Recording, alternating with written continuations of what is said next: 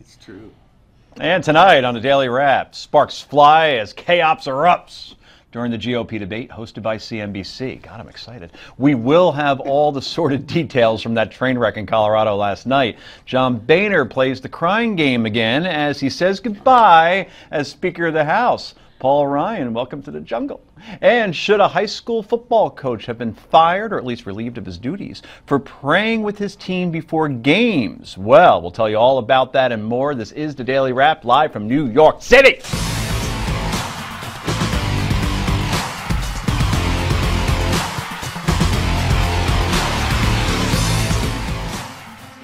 And welcome to the show, everybody. I'm Joe Concha, joined by my co-host Rick Unger. Have you ever cried in public? You know, yes. And I got to tell you, I actually got into a bit of a Twitter war today with Megyn Kelly.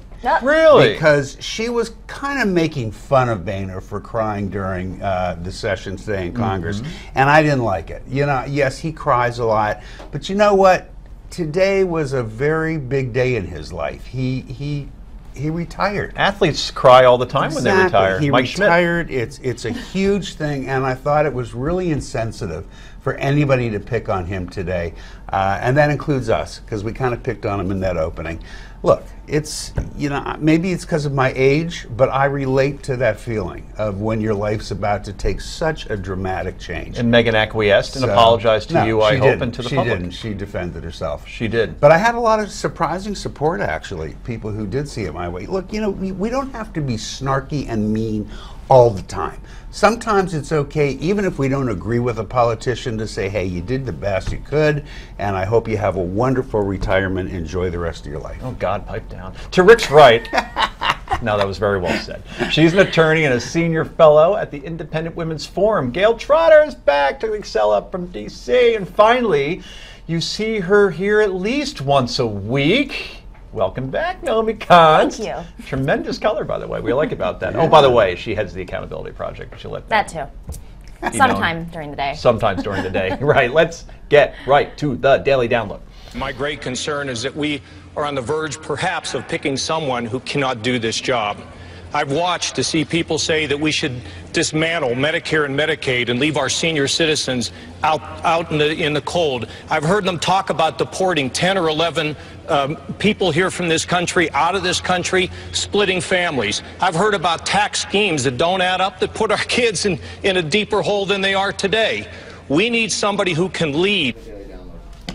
And last night, the questions were flying fast and loose, including Donald Trump being asked if he was a comic candidate. Trump, the GOP frontrunner, and Ben Carson, hot on his heels in the polls, were hammered from all sides, including by Ohio Governor John Kasich. My great concern is that we are on the verge, perhaps, of picking someone who cannot do this job.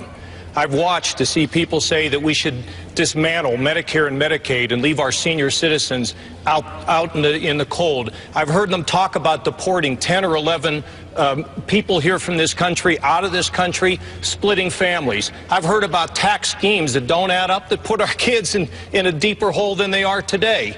We need somebody who can lead. Feisty. So Trump, as always, was quick to punch back. John got lucky with a thing called fracking, okay? He hit oil. He got lucky with fracking. Believe me, that's why Ohio is doing well. And that's important for you to know. Number two, this is the man that was a managing general partner at Lehman Brothers when it went down the tubes and almost took every one of us with us, including Ben and myself. Because I was there and I watched what happened, and Lehman Brothers started it all. He was on the board and he was a managing general partner. Okay. And just thirdly, he was so nice. He was such a nice guy. And he said, oh, I'm never going to attack. But then his poll numbers tanked. That's why he's on the end. And he got nasty. All right, Unger. That was one of the highlights or lowlights, depending on your perspective on the evening. Who won? Who lost? Who gained the most? Well, who lost is easy. Clearly, CNBC was the biggest loser, but we'll get into that a little bit later. You know what? The truth is that debate will go down as history as not going down in history. It was really nothing. Nothing really came out of it. Nobody learned much. You got a little bit of background, but of course, we always have to have winners and losers. So if it's me, I would have to give it to Ted Cruz. and Marco Rubio, not because they showed us how brilliant their policy ideas are. Maybe they are, by the way. We just didn't get to hear it. But because they seem to do a better job of holding their own and saying things that might have hit home without being quite as snarky as some other ones. But it was a waste of time, quite frankly. Gail? Rick and I are actually on the same page, which is a rarity. We both think that I had it as a tie between Cruz and Rubio. I found Cruz particularly impressive. I'd agree in part and disagree in part. I think Rubio and Cruz took it to them, swept up everybody else. I thought they did an excellent job. But I think Cruz got his points across about his tax plan. And as a tax lawyer, who's someone who's written a lot and talked a lot about the death tax and how it doesn't really contribute to our economy and it's a bad policy idea, I was delighted to see that part of his tax plan is getting rid of the death tax. But you know, let me just quickly say something to that. I'm not allergic, by the way, to the flat tax. And while they did get their top line, because you write for Forbes. Well, yeah, but Steve and I, actually agree on this problem. My problem is that we can pass a flat tax. We can get rid of the 75,000 pages in the IRS tax code. Down to 3. Which we'd all like, supposedly down to 3, according to Carly Theory. But you know what nobody can do? Guarantee me that the Congresses of the future will not create another 75,000 pages giving special interest, special treatment. Yeah. There's, flat tax, you can argue conceptually, is that good? Is progressive tax good? It doesn't matter if we pervert it by constantly changing it.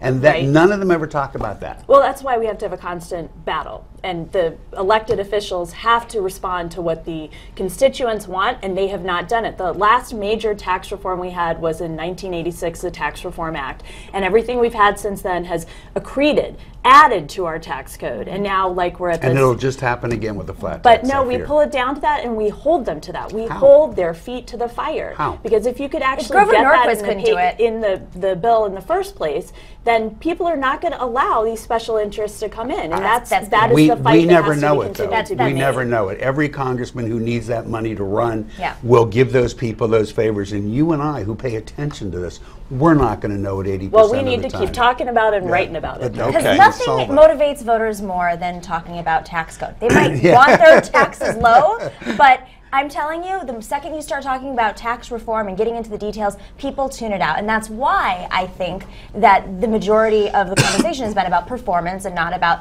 how every single person on stage yesterday has an economic plan that increases the deficit from $3 trillion under Jeb Bush all the way up to $12 trillion under Donald Trump. Every single one of them talks about lowering the deficit, but they're all going to add to the deficit. No, that's not last true. night. No, it's absolutely true. I think that Marco Rubio had a great performance. But Kasich, I mean, as a Democrat, I really admire the fact that he was able to be sort of the Lindsey Graham of the professional debaters. He was the only one on stage who had real credibility. A lot of Democrats like John Kasich, no question about it. Face him in a general election, though, you won't like him so much. Exactly. Governor Jeb Bush needing a big night with poll numbers plummeting and donors fleeing went after fellow Floridian Senator Marco Rubio on his voting record or lack thereof. I'm a constituent of the senator, and I helped him, and I expected that he would do constituent service, which means that he shows up to work. He got endorsed by the Sun Sentinel because he was the most talented guy in the field. He's a gifted politician. But Marco, when you signed up for this was a 6-year term, and you should be showing up to work. I mean, literally, the Senate, what is it, like a French work week? You get like 3 days where you have to show up? You can campaign or just resign and let someone else take the job. Okay, Mr. Rubio listened to Mr. Bush, kind of his mentor, so to speak, and had some words right back. Over the last few weeks, I've listened to Jeb as you've walked around the country and said that you're modeling your campaign after John McCain, that you're going to launch a furious comeback the way he did by fighting hard in New Hampshire and places like that, carrying your own bag at the airport. You know how many votes John McCain missed when he was carrying out that furious comeback that you're now modeling it under? He wasn't my No, Jeb, I don't remember. Senator. Well, let me tell you, I don't remember you ever complaining about John McCain's vote record. The only reason why you're doing it now is because we're running for the same position, and someone has convinced you that attacking me is going to help you. All right, who won that battle quickly, Rick? Obviously, Rubio. Rubio. Quick response from Jeb Bush should have been, Mr. Rubio, I know Senator McCain, you're no John McCain. Yep, it's a fight for donors, isn't it, Rick? Yeah. That was nothing more than that, like, who's going to give me the money? Exactly. Anyway, coming up next, CNBC under fire for its debate moderators. And who do you think won the debate? Go to newsmaxpolls.com, vote for your winner. More Daily Wrap in just a moment.